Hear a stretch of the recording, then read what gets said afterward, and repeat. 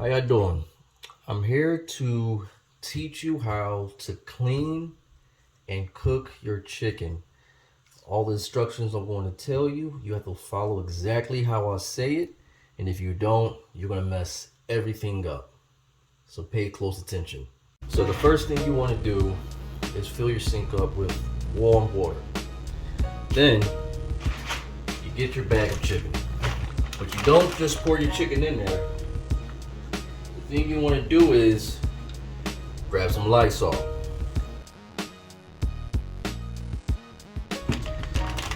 And I know y'all thinking, oh man, why didn't I think of that? Well, because I'm smarter than you. And instead of just pouring the chicken in there, you have to spray it down with Lysol. Why Lysol? And that's because we're in a pandemic. And you want to already disinfect your chicken so it can be safe to eat. So you just take your Lysol and just spray the chicken down at the ground. You ain't got to spray a lot on it, but just enough to, get all that bacteria out of it.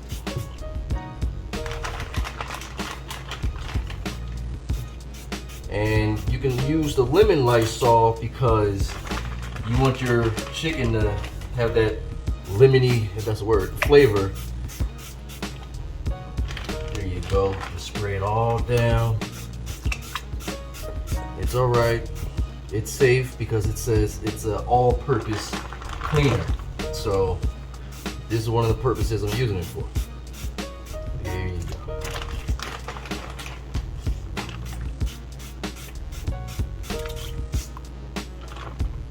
go. Alright. Step 2 is putting hand sanitizer in the water with your chicken. And the reason why you're using hand sanitizer is, imagine this. You got friends or family over, somebody needs to, take a smash, and for the white people, that's goal number 2, and for the people that can't count, that means taking a shit. And let's say you have no more toilet paper.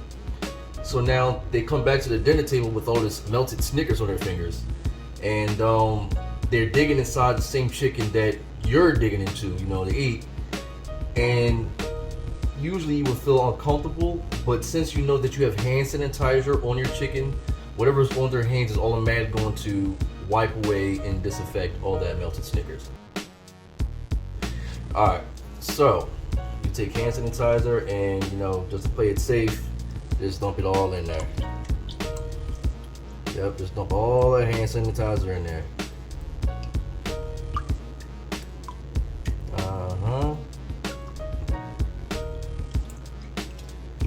Make sure you use a lot of it, depending on how many people you have over.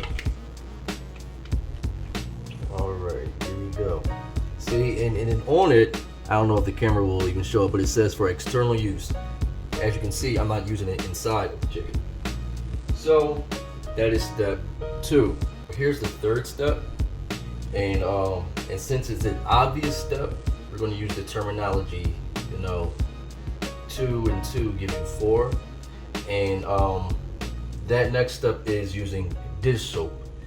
And why dish soap is because let's say you're eating and you're having fun and you get a little clumsy and you drop the chicken. Well, it's okay. You don't have to worry about the 5-second rule.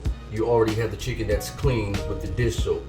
So how much dish soap to put in there? Like I said, 2 plus 2 is 4. But since you have 5 fingers on one hand, that'll make it 5, but then again you have 2 hands, so that's 10, so therefore you have to pour the dish soap in there for 10 seconds.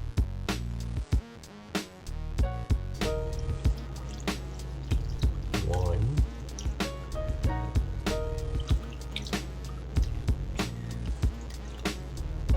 2, 3,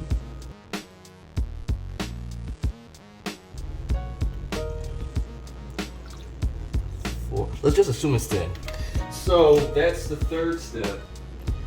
Alright, so number 4, you're going to find pretty extreme, and you're going to think it's extreme because you're going to be like, well, why didn't you make that the first or last step? But step 4 is bug spray. I specifically use Raid because, this is a defense system, at least that's what it says on the can. and it says it attack bugs. That means it won't attack your chicken. It will just attack your bugs. And the reason why it makes sense to use bug spray is because you don't want to have leftovers and then, you know, a roach is going to get to it. You know, spray your chicken down, you know, with the bug spray. Yeah, so they won't worry about trying to get to your chicken, you know. So you just spray that down. I have the lavender scent. It won't counteract with the lemony scent. Then again, we don't know if that's a word. I'll Google it later. And there you go, and you just sit there and you mix that up in there just like that. And that is step 4. Alright, so now for the 5th step, which is the last and final step, is bleach.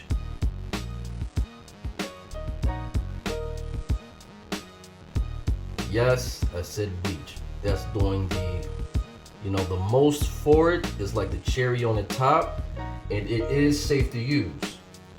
As you can see, my bleach says more than 3 purposes bleach. See, other bleaches says multi-purpose, but you really don't know how many. So that's why I got this exclusive kind. Don't ask where I got it from. More than 3 purposes. So now I know how many purposes. So it can be, you know, cleaning the kitchen, cleaning the bathroom, and now at least I know the third one is, you know, cleaning the chicken, and then more purposes after that. So, and I know it looks like I wrote that, but the reason why it looks like that is, you know, because I did. So you just want to sit here and don't use the whole thing. You don't want to use all of it. You know, just enough, you know, to get to all the pieces of chicken and everything like that. Like I said, it's safe to use. It's more than 3 purposes. But keep in mind, you're not going to use the whole bottle. Alright? Just make sure the cap is full. As you can see, there's a full cap. It's safe to use it. Make sure you wear a mask with it. You don't want nobody fainting. It may look like urine. If you pee bleach, go see a doctor. Like I said, not the whole bottle. Almost done. Here we go. Hands hurting. Alright, like I said, not the whole bottle. Okay, just enough. See? Not the whole bottle. See, I poured some back. See, didn't use the whole bottle. Alright, so we got all the chicken in the pan. I want to start seasoning the chicken. One of the things I'm going to season the chicken with is applesauce. I'm not going to use a whole apple, cut up in pieces. You know, that takes a bit of time. I don't feel like doing that. But the applesauce is already mushed down. But you want applesauce because even though you're having chicken, you have your protein, but you still want your fiber. So you can just put, you know, 2 things of this applesauce in there for your fiber. And after that, you're going to want to use cheese. You can be American, you can use the cheese, you can use shredded cheese, it doesn't matter. But the reason why you want to use cheese is, think about it. When you're about to take a picture, what do they tell you to say? Cheese. Is because you're smiling. And the last thing you want to do is eat chicken and it tastes like depression. So you just want to sit here and just cheese up everything. Cheese it on up. There you go.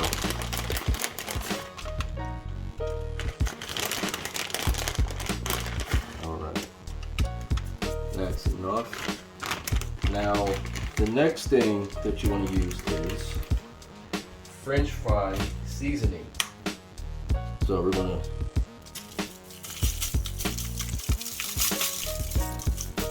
there you go. So now it's going to taste like fried chicken even though it's baked. Alright. So there you go for that. The next thing that you want to use is going to be a tea bag. Since you have your lemony, still don't know this word yet, taste on there, you want to add some of this tea bag powdery stuff, because everybody likes to put lemon in their tea, right? So it only makes sense to use that. Then we're going to use some Mrs. Dash. And now you got your dash on there. And the last final seasoning ingredient is mustard. It was never called mustard back in the day. It was actually called yellow ketchup, and no one had ever dared to put that in their food until back in 1212 in old ancient Egypt. That's before, you know, the regular ancient. A man was actually brave enough to put mustard in his food, or back in their time, the yellow ketchup. And since he actually did that, they said, you know, let's just change the name from yellow ketchup to mustard, since he mustered up the courage to do it. So that's where this comes from. There you go. And don't try to Google it, because I think Google just took it down like a second ago. So that's the final seasoning. So now we're going to turn the oven all the way up. Let me take this camera real quick. I'm going to turn the camera so you can see this. It's going to go all the way up to broil. And you're just going to have the food sitting in there for only 5-10 minutes.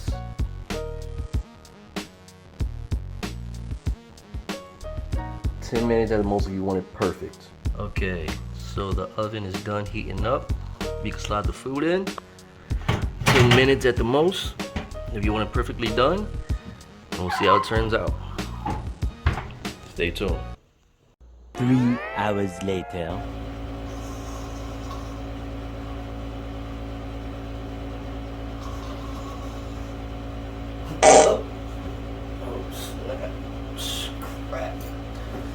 So now it's time to check the food. Let me turn the oven off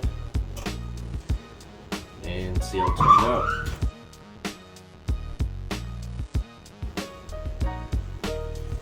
Perfect. So now if you do everything I tell you, exactly how I told you, it will turn out exactly like this.